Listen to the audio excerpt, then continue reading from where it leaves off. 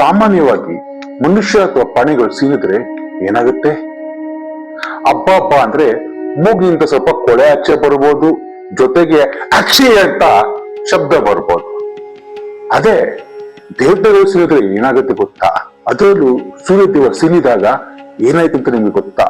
ಆ ಕತೆ ಹೇಳ್ತೀನಿ, ಕೇಳಿ. ಸುಮಾರು ಲಕ್ಷಾಂತರ ವರ್ಷಗಳ ಹಿಂದೆ ಸತ್ಯಯುಗದ ಸಮಯದಲ್ಲಿ ಬ್ರಹ್ಮ ಲೋಕದಲ್ಲಿ ಸರ್ವ ದೇವತೆಗಳ ಸಭೆ ನಡೆಯುತ್ತಿತ್ತು. ಅದು ಕೂಡ ಬ್ರಹ್ಮದೇವರ ಅಧ್ಯಕ್ಷತೆಯಲ್ಲಿ. ಆ ಸಭೆಯಲ್ಲಿ ಎಲ್ಲಾ ದೇವರುಗಳ ಒಪ್ಪಿಗೆಯೊಂದಿಗೆ ಬ್ರಹ್ಮದೇವರು ಸೂರ್ಯ ದೇವನನ್ನು ಕರ್ಮರಾಜನ ಆದೇಶವನ್ನಾಗಿ ಮಾಡಿದರು. ಆಗ ಸೂರ್ಯ ದೇವನು ಬಹಳ ಸಂತೋಷಪಟ್ಟನು ಮತ್ತು ಆತನಿಗೆ ತನ್ನ ಮೇಲೆ ತನಗೆ ಹೆಮ್ಮೆನಿಸಿತು ಮತ್ತು ಈ ಹೆಮ್ಮೆ ಗರ್ವಕ್ಕೆ ಬದಲಾಯಿತು. ಗರ್ವವು ಕ್ರಮೇಣ ಅಹಂಕಾರ ರೂಪನು ಪಡೆದುಕೊಂಡಿತ್ತು ಮತ್ತು ಈ ಅಹಂಕಾರ ಹೆಚ್ಚಾಗತೊಡಗಿತ್ತು. ಒಂದು ದಿನ ಸೂರ್ಯದೇವನಿಗೆ ತುಂಬಾ ಜೋರಾಗಿ ಸೀನು ಬಂದಿತ್ತು ಮತ್ತು ಇದು ಸಾಮಾನ್ಯ ಸೀನು ಅಲ್ಲ. ಏಕೆಂದರೆ ಈ ಸೀನಿನಿಂದ ಅತ್ಯಂತ ಶಕ್ತಿಶಾಲಿ ಅಸುರ ರಾಕ್ಷಸ ಜನ್ಮ ತಳೆದ. ಇದಾದ ನಂತರ ಸೂರ್ಯದೇವನು ಸಹ ತಾನು ಏಕೆ ಸಿಡಿದನು ಎಂದು ಯೋಚಿಸುತ್ತಾ ಕುಳಿತ.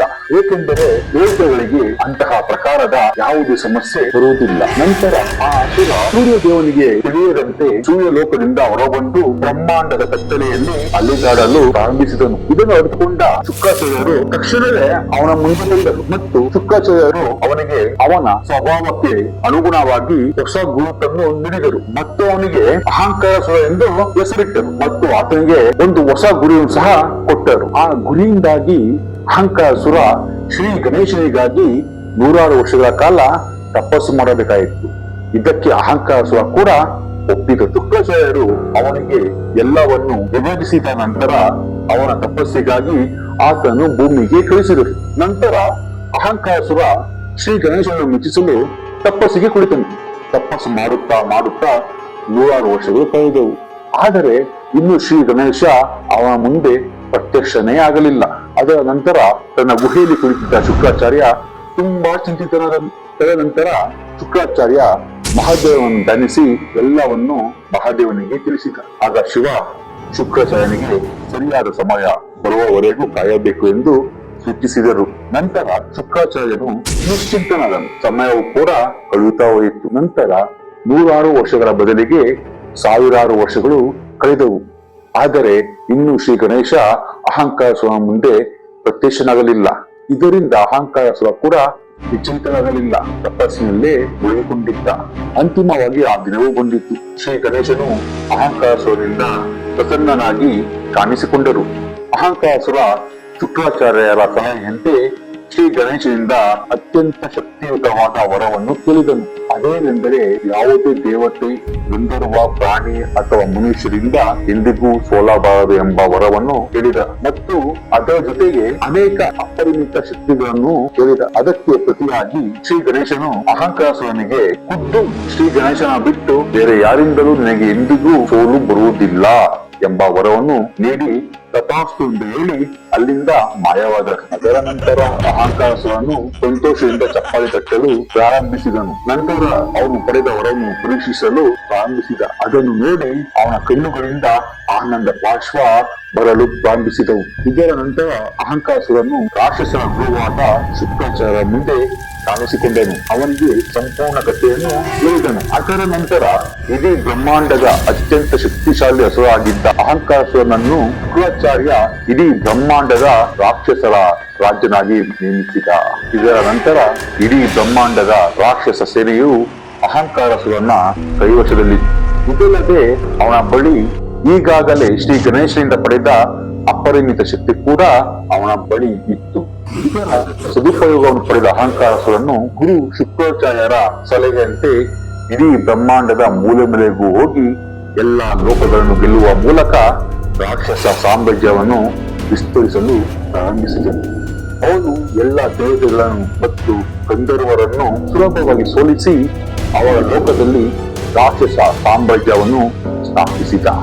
ಹಾಗೆಯೇ ರಾಕ್ಷಸ ಸಾಮ್ರಾಜ್ಯವು ವಿಸ್ತರಿಸುವುದನ್ನು ಮುಂದುವರಿಸಿದ ಮತ್ತು ಕಾಲ ಕಳೆದಂತೆ ಅಹಂಕಾರಸುರನು ಶಕ್ತಿಶಾಲಿ ಆಗುತ್ತಾ ಹೋದನು. ಹಾಗೆ ಅವನ ಅಹಂಕಾರ ಕೂಡ ಹೆಚ್ಚಾಗುತ್ತಾ ಹೋಯಿತು. ಒಂದು ದಿನ ಅವನು ಸ್ವರ್ಗ ಲೋಕದ ಮೇಲೆ ಆಕ್ರಮಣ ಮಾಡಿ ಎಲ್ಲ ದೇವರುಗಳನ್ನು ಒಟ್ಟಿಗೆ ಸುರಿಸಿದನು. ಅದರ ನಂತರ ಎಲ್ಲ ದೇವತೆಗಳು ಅಹಂಕಾರಸುರನ ಭಯದಿಂದ ಸ್ವರ್ಗಲೋಕದಿಂದ ಓಡಿ ಹೋದರು. ತದನಂತರ ಅಹಂಕಾರಸುರನು ಸ್ವರ್ಗಲೋಕವನ್ನು ತನ್ನ ಹಿಡಿತಕ್ಕೆ ತೆಗೆದುಕೊಂಡರು. ನಂತರ ಸಮಯ ಕಳೆದಂತೆ ಅಹಂಕಾರಸುರನು ಶುಕ್ರಾಚಾರ್ಯರ ಮಾತುಗಳನ್ನು ಕೂಡ ಎಣಿಸಿಕೊಳ್ಳುತ್ತಿರಲಿಲ್ಲ. ಏಕೆಂದರೆ ಅವನ ಅಹಂಕಾರ ಆಕಾಶದ ಎತ್ತರಕ್ಕೆ ತಲುಪಿತ್ತು. ಅಹಂಕಾರಸುರನು ಋಷಿ ಮುನಿಯರನ್ನು ಸಹ ಭಯಭೀತರಾಗುವಂತೆ ಮಾಡಿದ್ದ. ಅವನು ಭೂಮಿಯನ್ನು ಸಹ ಬಿಡಲಿಲ್ಲ. ಅಹಂಕಾರಸುರನ ಭಯದಿಂದ ದೇವತೆಗಳು ಇಡೀ ಬ್ರಹ್ಮಾಂಡದಲ್ಲಿ ಕದ್ದು ಮುಚ್ಚಿ ವಾಸಿಸುವಂತೆ ಆಯಿತು. ಎಲ್ಲ ಕಡೆ ಕೇವಲ ಅಹಂಕಾರಸುರನ ಗರ್ಜನೆಯ ಶಬ್ದ ಮೊಳಗತೊಡಗಿತು. ಅಹಂಕಾರಸುರನು ಇಡೀ ಬ್ರಹ್ಮಾಂಡದಲ್ಲಿ ವಿಮೂರ್ತಿಗಳನ್ನು ಒಳಗೊಂಡಂತೆ ಎಲ್ಲ ದೇವತೆಗಳ ಪೂಜೆ ಪುರಸ್ಕಾರಗಳನ್ನು ನಿಲ್ಲಿಸಿದನು. ಗಣೇಶನ ಪೂಜೆಗೂ ಕೂಡ ಆತ ಅವಕಾಶ ಕೊಡುತ್ತಿರಲಿಲ್ಲ ಮತ್ತು ಯಾರು ಅವನ ಮಾತನ್ನು ಕೇಳುತ್ತಿರಲಿಲ್ಲವೋ ಅವನಿಗೆ ಮರಣ ದಂಡನೆ ವಿಧಿಸುತ್ತಿದ್ದ. ಅಹಂಕಾರಸುರನ ಅಹಂಕಾರ ಉತ್ತುಂಗಕ್ಕೇರಿತ್ತು. ಎಲ್ಲ ದೇವತೆಗಳು ಗಂಧರ್ವ ಮತ್ತು ಋಷಿ ಮುನಿಗಳು ದಣಿದು ತ್ರಿಮೂರ್ತಿಗಳ ಬಳಿ ಹೋದರು ಮತ್ತು ಅವರಿಗೆ ಎಲ್ಲಾ ವಿಷಯಗಳನ್ನು ತಿಳಿಸಿದರು. ನಂತರ ತ್ರಿಮೂರ್ತಿಗಳು ದೇವತೆಯರಿಗೆ ಗಂಧರ್ವ ಮತ್ತು ಋಷಿ ಮುನಿಗಳಿಗೆ ಶ್ರೀ ಗಣೇಶನ ಧ್ಯಾನ ಮಾಡಲು ಸೂಚಿಸಿದರು. ಇದರ ನಂತರ ಎಲ್ಲ ದೇವರು ಗಂಧರ್ವ ಮತ್ತು ಋಷಿ ಮುನಿಗಳು ಒಟ್ಟಿಗೆ ಸೇರಿ ಭೂಮಿಯ ಮೇಲಿನ ಶಾಂತಿಯುತ ಸ್ಥಳಕ್ಕೆ ತೆರಳಿ ಗಣೇಶನನ್ನು ಪೂಜಿಸಲು ಪ್ರಾರಂಭಿಸಿದರು. ಹಲವು ವರ್ಷಗಳ ಪೂಜೆ ಸಲ್ಲಿಸಿದ ನಂತರ ಶ್ರೀ ಗಣೇಶ ಅವರ ಮುಂದೆ ಪ್ರತ್ಯಕ್ಷನಾದ. ನಂತರ ಎಲ್ಲರೂ ಶ್ರೀ ಗಣೇಶನಿಗೆ ಅಹಂಕಾರಸುರನ ದುಷ್ಕೃತ್ಯಗಳ ಬಗ್ಗೆ ತಿಳಿಸಿದರು ಮತ್ತು ಅವನನ್ನು ಶಿಕ್ಷಿಸಲು ಗಣೇಶನ ಬಳಿ ಪ್ರಾರ್ಥಿಸಿದರು. ನಂತರ ಶ್ರೀ ಗಣೇಶ ಅಹಂಕಾರಸುರನನ್ನು ಶಿಕ್ಷಿಸುವುದಾಗಿ ಎಲ್ಲ ದೇವತೆಗಳಿಗೆ ಗಂಧರ್ವ ಮತ್ತು ಋಷಿಗಳಿಗೆ ಭರವಸೆ ನೀಡಿದರು. ಇದರಿಂದಾಗಿ ಎಲ್ಲರೂ ನಿಶ್ಚಿಂತರಾದರು. ನಂತರ ಶ್ರೀ ಗಣೇಶ ಅಹಂಕಾರಸುರನಿಗೆ ಕನಸಿನಲ್ಲಿ ಕಾಣಿಸಿಕೊಂಡು ಅವನಿಗೆ ಅವನು ಮಾಡಿರುವ ಘೋರ ಕೃತ್ಯಗಳ ಬಗ್ಗೆ ವಿವರಿಸಿ ತಪ್ಪುಗಳನ್ನು ಮಾಡಬೇಡ ಎಂದು ಹೇಳಿದರು. ಆದರೆ ಇದರ ಹೊರತಾಗಿಯೂ ಅಹಂಕಾರಸುರನು ಇಡೀ ಬ್ರಹ್ಮಾಂಡದಲ್ಲಿ ತನ್ನ ದೌರ್ಜನ್ಯವನ್ನು ಮುಂದುವರಿಸಿದನು. ಇದರ ನಂತರ ಶ್ರೀ ಗಣೇಶನಿಗೆ ಭಯಂಕರ ಕೋಪ ಬಂದಿತ್ತು. ಆ ಭಯಂಕರ ಕೋಪದಿಂದ ಶ್ರೀ ಗಣೇಶ ಭಯಾನಕ ಧೂಮಕೇತು ಅವತಾರ ಅವತರಿಸಿದರು. ತದನಂತರ ಅವರು ಅಹಂಕಾರಸುರನ ಅಹಂಕಾರ ಮುರಿಯಲು ಹೊರಟರು. ಅಹಂಕಾರಸುರ ಬ್ರಹ್ಮಾಂಡದಲ್ಲಿ ಮಿಕ್ಕಿರುವ ಕೆಲವು ರಾಜ್ಯಗಳ ಮೇಲೆ ಆಕ್ರಮಣ ಮಾಡಲು ಷಡ್ಯಂತರ ರೂಪಿಸುತ್ತಿದ್ದ.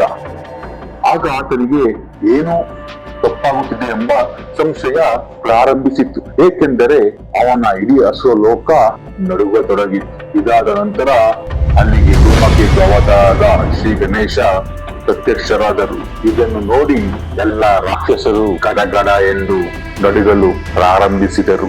ಅಹಂಕಾರಸುರ ಭಯಗೊಂಡನು. ಅಹಂಕಾರಸುರ ಶ್ರೀ ಗಣೇಶನ ಅವತಾರ ನೋಡಿ ಕಕ್ಕಾಬಿಕ್ಕಿಯಾದನು.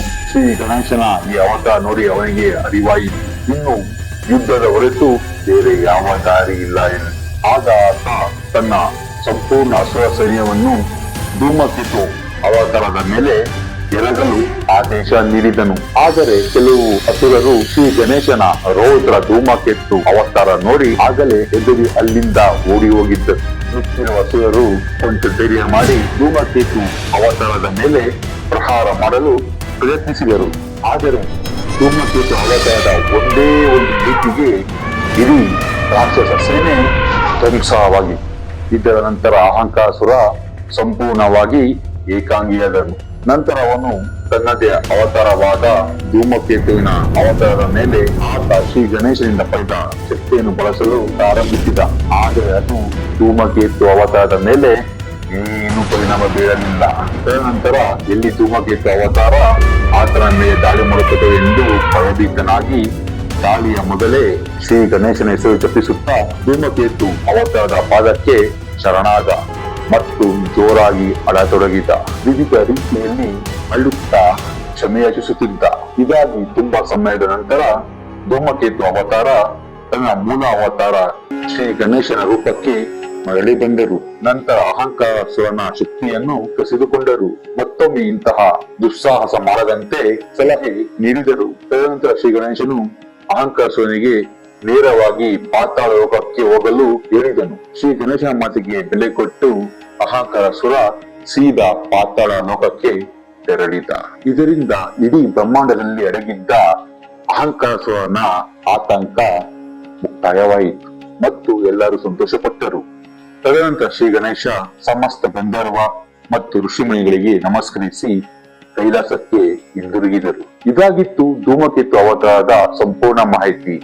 ಈ ಕತೆ ನಿಮಗೆ ಇಷ್ಟ ಆಗಿದ್ರೆ ದಯವಿಟ್ಟು ವಿಡಿಯೋವನ್ನು ಲೈಕ್ ಮಾಡಿ, ಶೇರ್ ಮಾಡಿ, ನಿಮ್ಮ ಅನಿಸಿಕೆಯನ್ನು ಕೆಳಗೆ ಕಮೆಂಟ್ ನ ಮೂಲಕ ನಮಗೆ ತಿಳಿಸಿ. ಧನ್ಯವಾದಗಳು. ಜೈ ಶ್ರೀ ಗಣೇಶ. ಹರ ಹರ ಮಹಾದೇವ್.